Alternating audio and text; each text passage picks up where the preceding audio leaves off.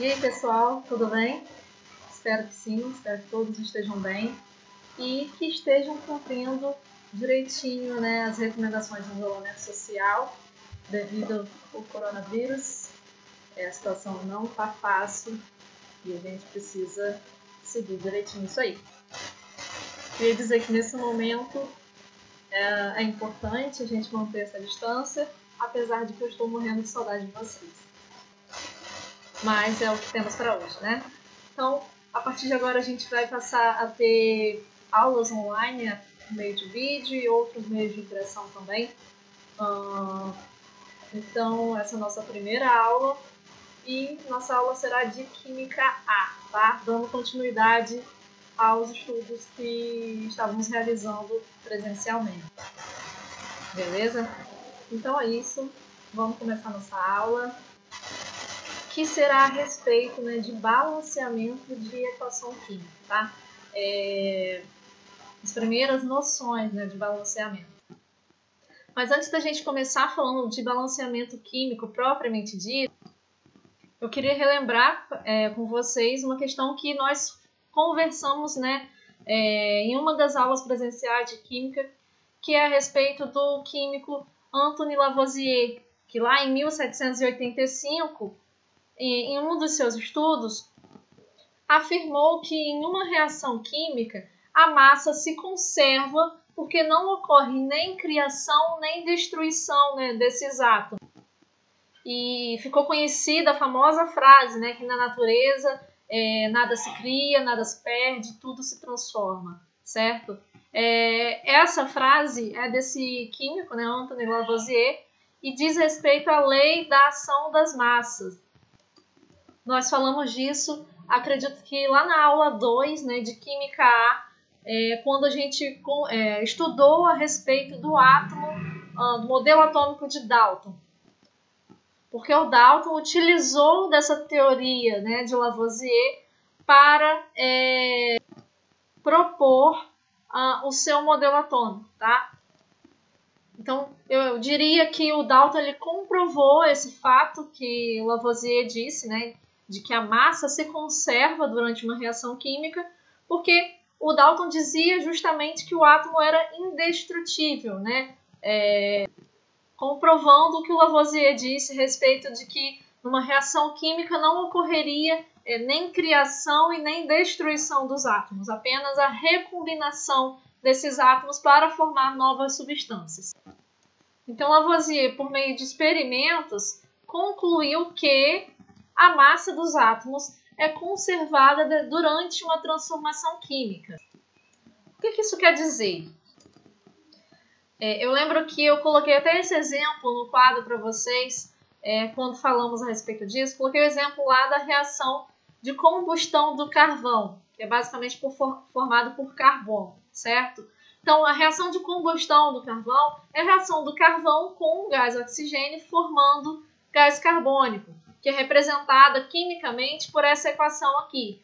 Carbono mais O2 reagindo e formando CO2. Lavoisier, por meio de experimentos, pôs lá 12 gramas, né, de carvão para reagir com 32 gramas de gás oxigênio. E aí houve uma formação de 44 gramas de gás carbônico. E nos seus experimentos ele percebeu que a massa total dos componentes da reação se mantinha constante, né?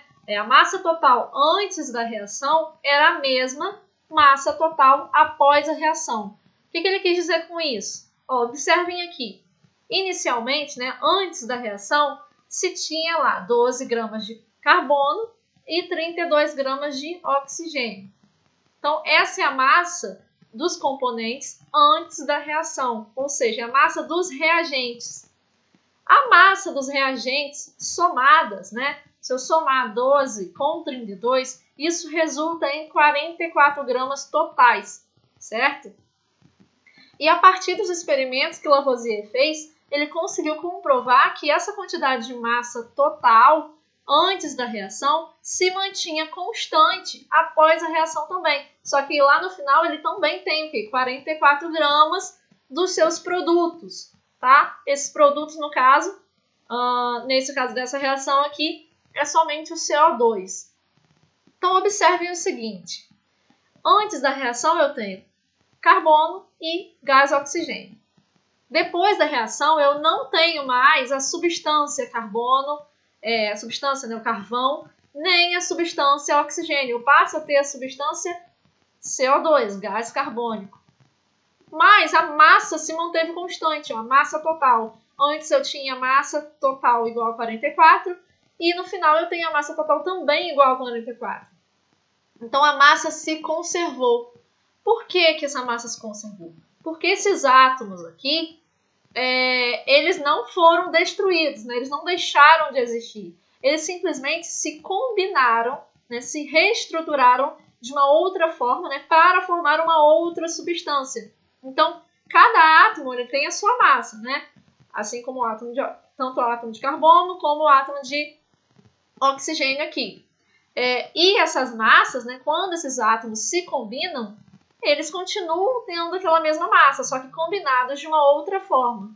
Tá? Então, somando a massa dos átomos aqui, ó, carbono, mais 2 átomos de oxigênio, eu também obtenho a massa 44. Então, o Lavoisier, com isso, ele comprovou, ele chegou à conclusão, melhor dizendo, que a massa dos átomos é conservada durante uma transformação química. Daí ele criou a lei da conservação das massas, né? Que diz que na natureza nada se cria, nada se perde, tudo se transforma. Então, as transformações químicas não envolvem nem destruição, nem surgimento de átomos, e simplesmente uma combinação, uma recombinação, melhor dizendo, desses átomos para transformar aquelas substâncias iniciais em outras substâncias. No caso, os produtos. E como que ele chegou nessa lei? Fazendo experimentos em sistemas fechados. Em um sistema fechado, em que ocorre uma reação química, todos os átomos que estiveram presentes ali no início da reação também estarão presentes lá no final. Eles podem ter se reorganizado, né, a fim de formar novas substâncias, né, para completar a reação, mas a massa total desses átomos permanece a mesma. Por quê? Os átomos continuam ali no sistema, tá? Isso falando de um sistema fechado, tá? Por que um sistema fechado? Porque o sistema fechado ele não permite troca de matéria com o ambiente, com o meio externo, tá? Então, se eu tenho um recipiente fechado, foi assim que Lavoisier fez esse experimento dele. Ele colocou uma reação para ocorrer dentro de um sistema fechado, né?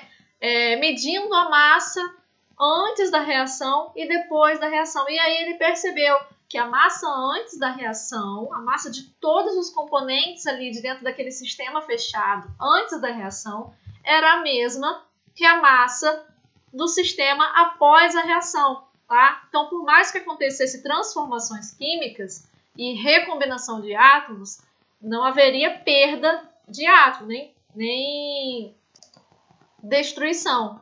Então, se os átomos estavam ali, dentro daquele sistema, significava que a massa permaneceria igual. Tá? Então, ele comprovou fazendo isso. Ele pegou um sistema fechado, pôs uma reação para acontecer, né? Pesou esse sistema fechado antes da reação e depois da reação e comprovou que a massa era a mesma. Tá? Por quê? Porque a quantidade dos átomos ali não se alterava. Tá? Observem isso aqui. Eu tenho um átomo de carbono antes da reação acontecer, ou seja, lá nos reagentes. E também tenho um átomo de carbono após a ocorrência da reação química, lá nos produtos, né? Então, ó, a quantidade dos átomos se manteve constante, né? Com isso, a sua massa também. A mesma coisa, aqui antes da reação química, né? Lá nos reagentes, eu tenho 2 átomos de oxigênio. E a mesma coisa eu tenho lá nos produtos, 2 átomos de oxigênio. Então, a quantidade dos átomos permanece a mesma, assim como a massa. Tudo bem? A única coisa que acontece é uma recombinação. E o que essa lei da conservação das massas tem a ver com o balanceamento químico, né? Balanceamento das equações químicas? Tudo. Pois se a massa do sistema não se altera, né? Comparando antes da reação e depois da reação, significa que os átomos ali presentes antes da reação, né, estão presentes também ao final da reação, ou seja, as quantidades, né, antes da reação e depois da reação são as mesmas. Há um equilíbrio, há um balanceamento da quantidade desses átomos ali numa reação química. Eu posso observar isso, né, essa reação aqui nesse modelinho de esferas, né? Esse modelinho aqui representa no carbono, né, formado por essa esfera pequena, mais acinzentada, escuro. O gás oxigênio, formado por essas duas esferas, cinza claro. E o gás carbônico, a recombinação desses átomos aqui. Então, cada esfera dessa aqui representa um átomo, certo? Então, ó, aqui, ó, um átomo de carbono, um átomo de carbono. Aqui, ó, O2, eu tenho 2 átomos de oxigênio, tá lá, ó, 2 átomos de oxigênio.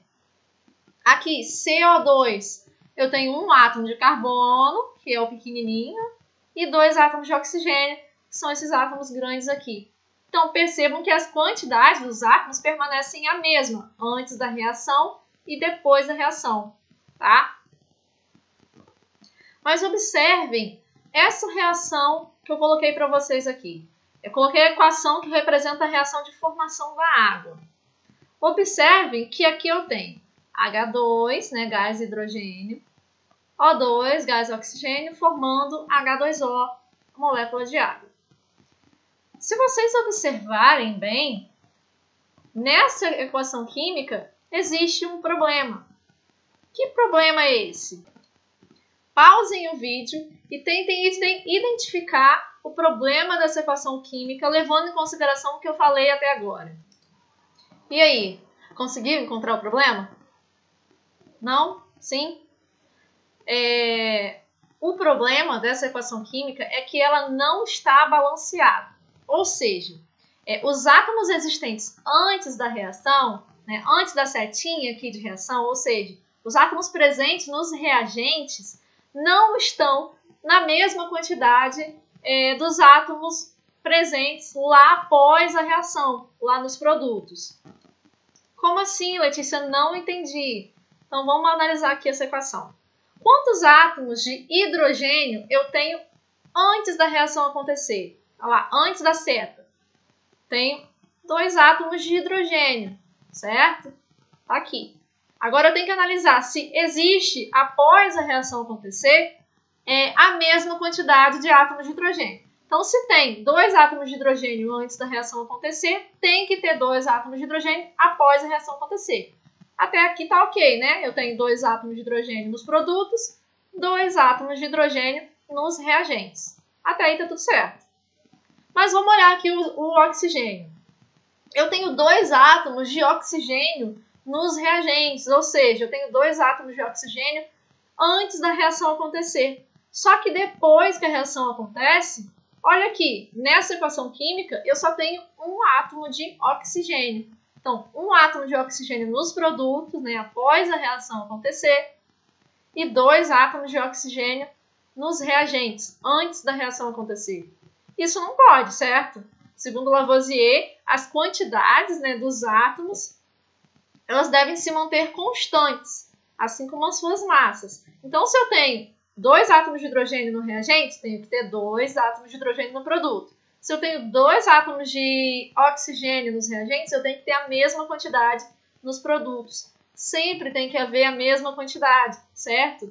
Então, o problema dessa equação química é que ela não está balanceada, certo? O que a gente vai aprender a fazer a partir de agora é justamente balancear, fazer um balanceamento, um equilíbrio para que as quantidades, né, dos átomos antes da reação acontecer e depois da reação acontecer se igualem, tá?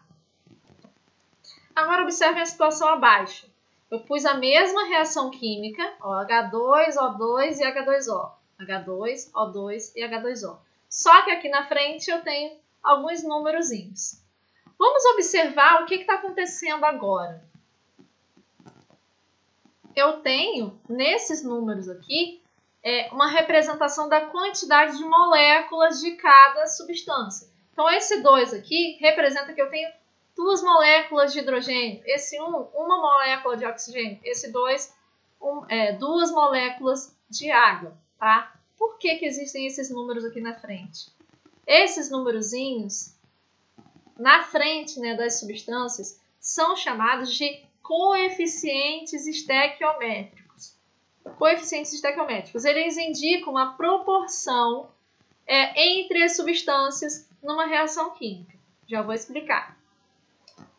Mas, basicamente, eles existem, né, eles são colocados aqui na frente para equilibrar aquelas quantidades que estavam erradas aqui nessa equação de cima que eu mostrei para vocês, tá? Por quê?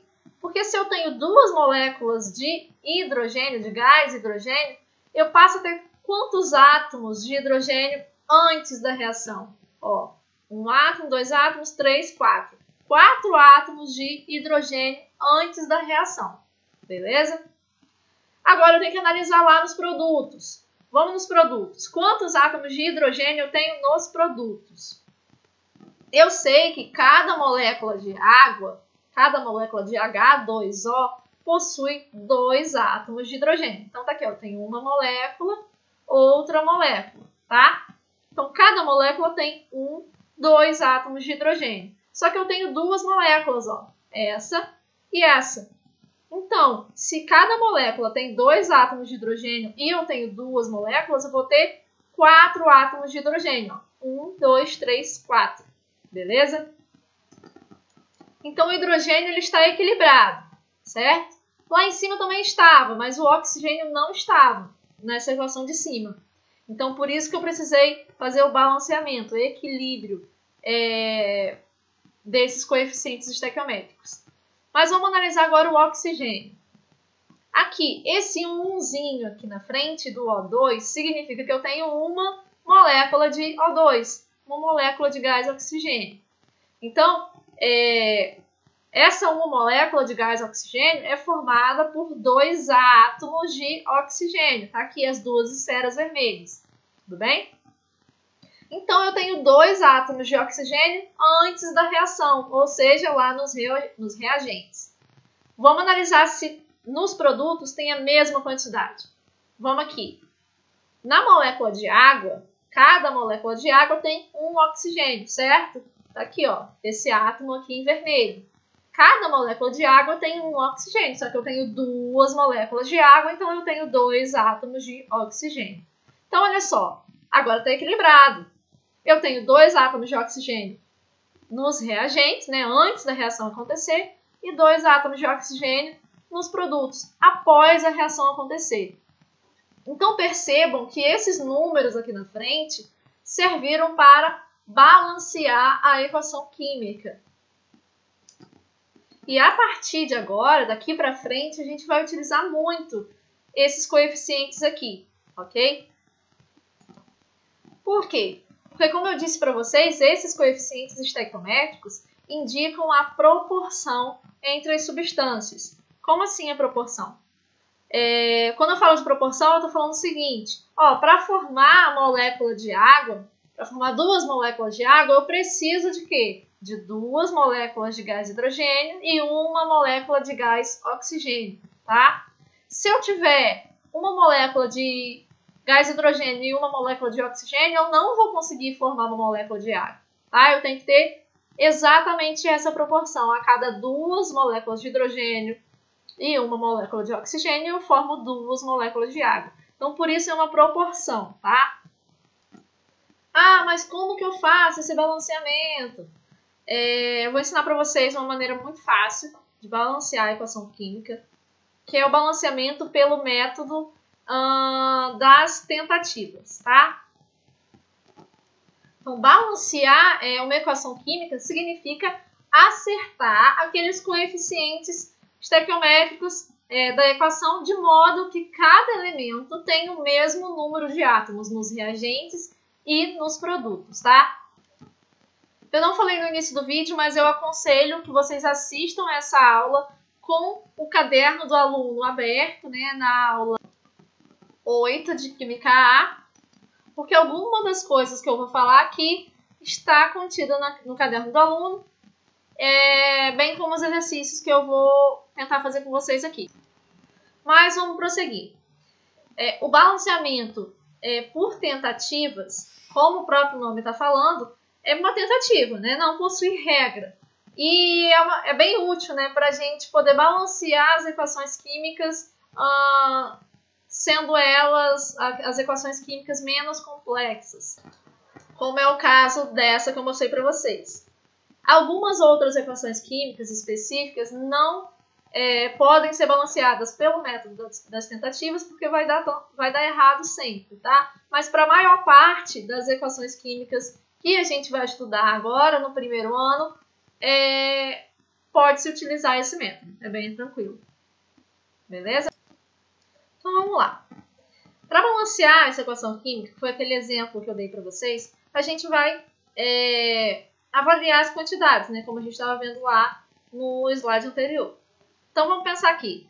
Quantos átomos de hidrogênio eu tenho antes da reação acontecer? 2. Quantos átomos de hidrogênio eu tenho depois da reação acontecer? 2. Então até agora, por enquanto, o hidrogênio está equilibrado, certo? Vamos para o oxigênio.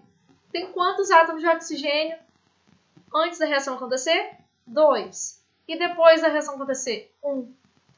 Eu não posso ter esse 1 aqui. Para eu ter 2 átomos de oxigênio após a reação também, eu preciso pôr o número 2 aqui na frente para poder multiplicar esse 1 átomo de oxigênio que está contido aqui, tá?